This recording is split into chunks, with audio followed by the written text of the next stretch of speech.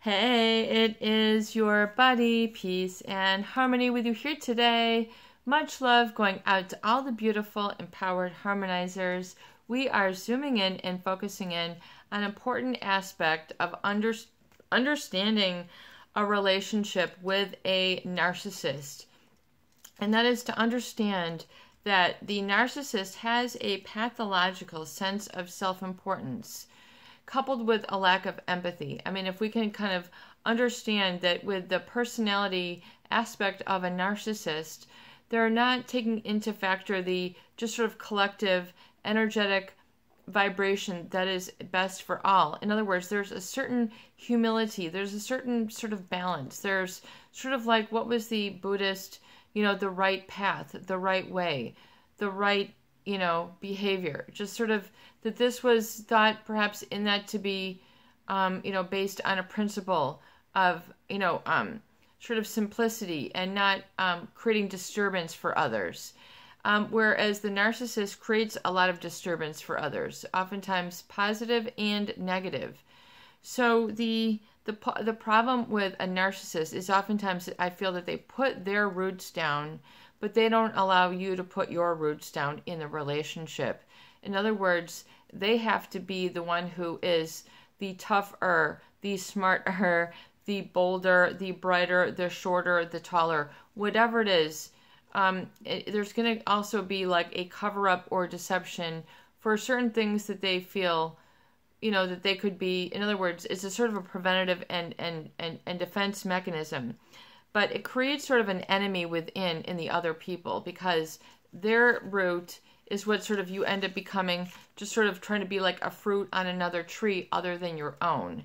You are rooted within yourself. In a relationship with a narcissist, you have to become rooted in them. You literally have to root for them. You literally have to feel that you're stemming from them, their needs. So it's kind of like you have a shared root, which oftentimes is the incredible, beautiful thing about relationships with others and family members, is that you share some roots, you share some history, you share some legacy, you share some moments. You might share an outing, a movie, a piece of music, or a concert. You might, share a class. You might share a spiritual service. You might share a health diagnosis. You might share a similar thought or idea or value, anything. So, but realize that this creates a rooting, a connection with others. And the narcissist, it's kind of like they're so rooted that their roots sort of extend out underneath the soil in the foundation of the relationship in a specific way. It's kind of like, have you ever seen a tree that throws up its roots maybe 10 or 20 feet away, and then all of a sudden there's this bulge in the ground? I mean, and it becomes then a disruptor of other things that are trying to grow. It's like it's sort of taking over that area. And it's my kind of feeling that the narc tries to sort of be an anchor to people. In other words, a go-to. But yet it's not liberating, it's not nourishing, it doesn't keep you on par on the level. There's a degree of deception. In other words, they want you to sort of be a tree like them, and they won't honor and recognize who you are. And it creates a sort of an enemy within, or there's sort of a lack of desire to get to know you and what really roots you are about, or what you are about, knowing your history, knowing your I am, and then how that has sort of branched off and created fruit and bearing really your present day I am, your identity, and your experience. So if you are experiencing this aspect of a relationship that is, if it's limiting, holding you down, in a way that, is causing too much of a disturbance, sure, you might need to have compromise, meeting in the middle with people, where you have to adapt and adjust. I mean, this is just how it is. I mean, and as a good person, you will realize a good inherent nature, and that you don't have to be jumping all over people. It doesn't have to be all about you. But especially if this has created an enemy within, just sort of a saboteur within, a sabotage, the ones that's going to sort of sabotage and muddle your I am. to sabotage is really an important concept that you must truly understand. In psychology, if you are going to understand and come to terms with anxiety issues, with trauma issues, post-traumatic stress issues, dissociative disorder issues, emotional behavioral disorder issues, all the complex PTSD, is you're going to have to understand the emotional and behavioral connection. And it will create a sort of enemy, sort of internally, if you will, almost like a virus, almost like one that really calls forth a good, strong immune system. It develops an immunity. And when you are working through relationship issues, as you sort of understand how you experientially have taken this in, you create an internal immunity where you inoculate yourself. It becomes a self-inoculating and healing within. And so you don't become as affected. You won't become negatively brought down, held back, and you won't engage an enemy within. It won't be what you engage in on a daily, but you have to realize that I feel part of the after effect of a relationship with a narcissist, it creates sort of an enemy. It creates a dependence on the rootedness of the narcissist. And then for that, they expect you to sort of mirror back a better fruit or be a fruit on their tree, and you can't be a fruit and true to your own tree. You can't be yourself. If you're an apple tree and they're a pear, they want you to be a pear. You have to be and spring forth productivity and fruit in your own life, and not just allow the narcissist to be the producer, the creator, the one who is admired, and you're in the shadows. You're not able to produce, you're not able to contribute, you're not able to feel value or worth. And so that's sort of the root. You have to be anchored within yourself. I mean, do you see? And so you won't feel so hindered or held back or down. It's an energetic down, low vibration where people feel, emotionally exhausted, just sort of squeezed out. And so it's important that you become rooted and do a real analysis of yourself about to what degree is the sabotager as a resultant sort of I am or emotional habit.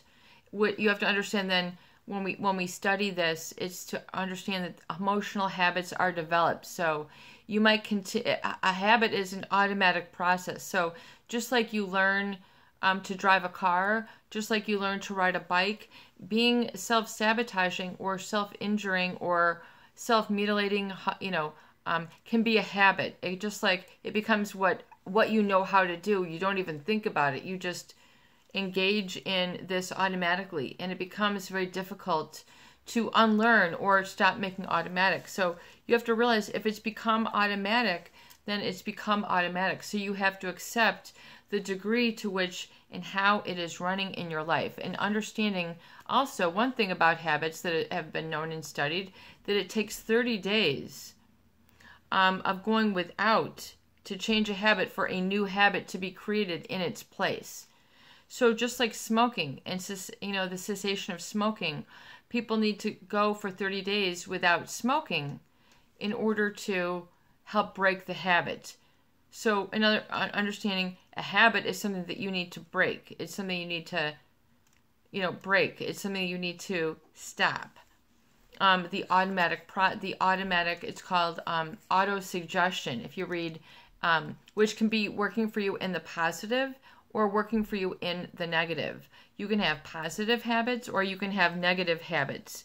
Negative habits meaning when those are uncomfortable, that are deterring, that are causing regression, problems, suffering, undue pain, excessive pain.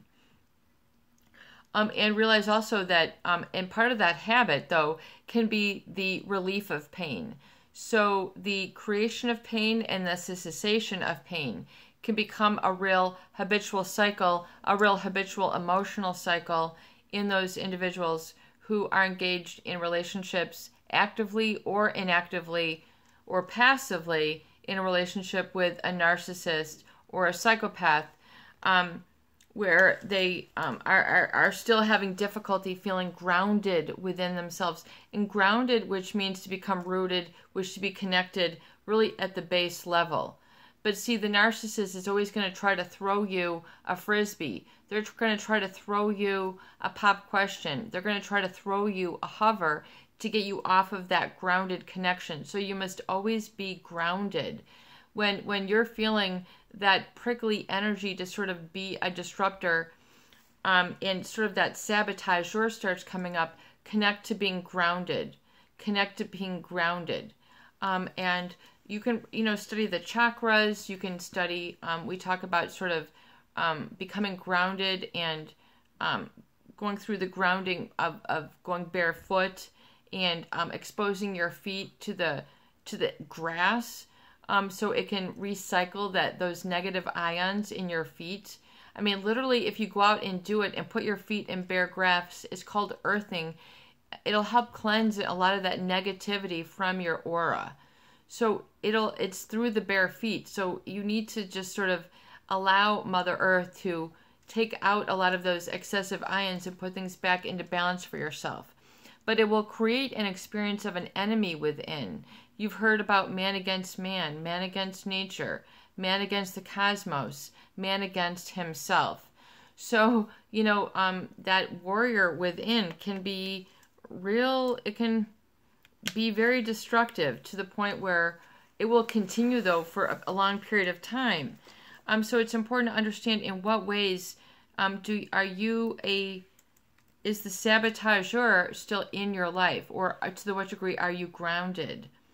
And so I remember, first coming across this concept early in my studies of psychology, perhaps maybe my junior or sophomore year. But the sabotage means to deliberately destroy, damage, or obstruct something, especially for political or military advantage. To deliberately destroy, damage, or obstruct something, especially for political or military advantage. And we're not talking about politics. We're not talking about the military. We're talking about relationships with those individuals who create this sort of, dynamic in the relationship.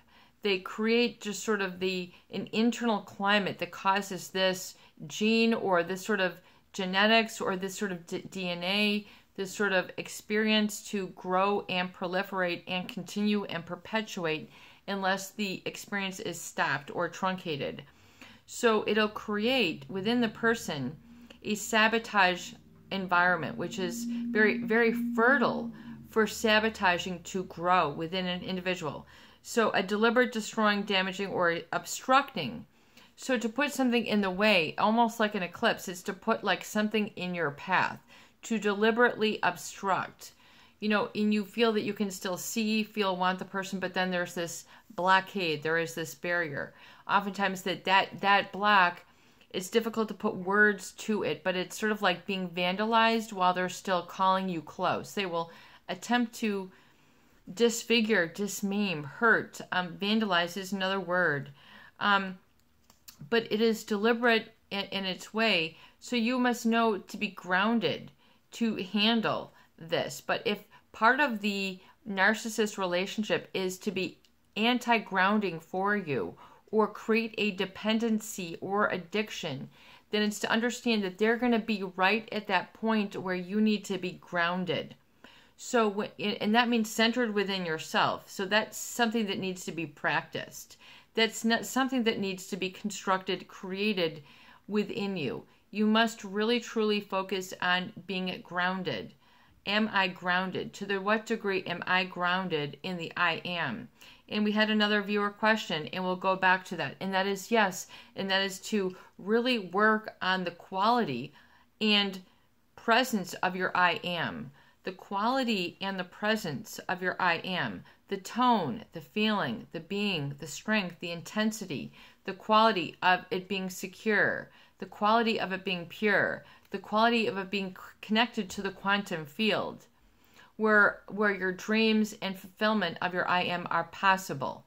So you're releasing those limits. It's to understand that if you have been adversely impacted in sabotage, if you look at, you have to understand that to a degree, you have also what is also, I think Freud calls I think he was one of the early fathers of psychoanalysis, but sort of an internal death wish. How could this be?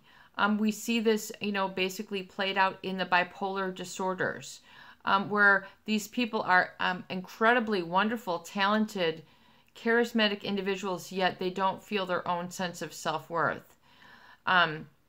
This is very, we're not going to go on to that, but it's to understand that it's important to understand the degree of, and it's the word origin is French. I think the word origin is very interesting and impressive. The French is saboteur, to kick with sabots, willfully destroy. To kick with sabots, to willfully destroy, which means it was from the early 20th century, which means from the early 1900s. So about 120 years ago, this word and this meaning took place. And a sabot, S-A-B-O-T, or plural nouns, which means an object, sabots, is a kind of a simple shoe shaped and hollowed out from a single block of wood, traditionally worn by French and Breton peasants. A device which ensures the correct positioning of a So, to give somebody the boot, basically to sabotage, to hurt them. Interesting connection. I think that is so interesting. But it's to deliberately muddle and befuddle. So in a political sense, it can oftentimes be to muddle, which means to make sort of very difficult to comprehend. So you might hear people who have communication issues with this narcissist. It brings to a disordered and confused state, to confuse a person or their thoughts. So you have to realize that, if they will oftentimes it'll be a very muddling experience for you.